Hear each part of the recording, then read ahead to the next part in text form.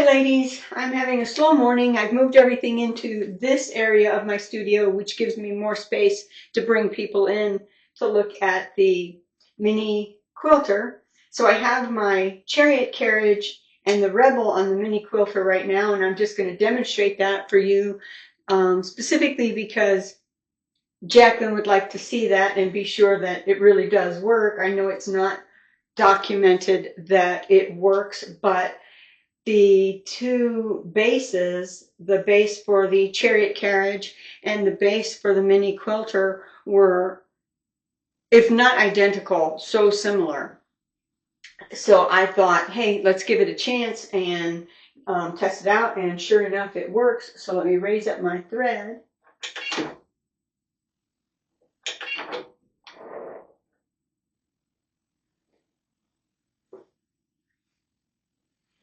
And I'm using the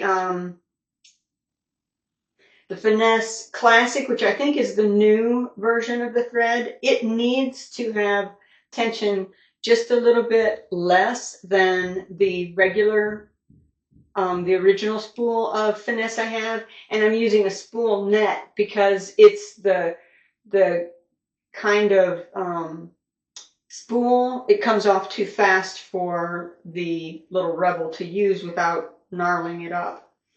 What I found happening was it was catching around the spool pin, and that was not good.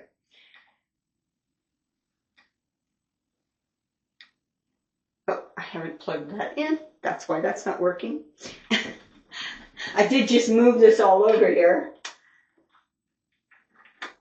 You do have to plug the hand control in for it to work. And I tend to start with my needle down. It's not necessary. It's a habit of not having hand control, and it's just one that I haven't broke because I don't think it needs to be broken.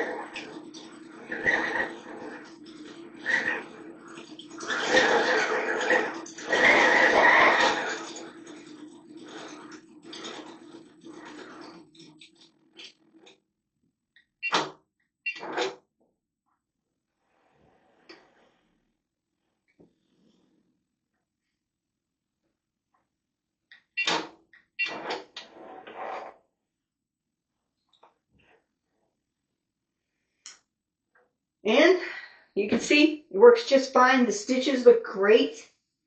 That little miniature spool works wonderful as long as you have a spool net on it.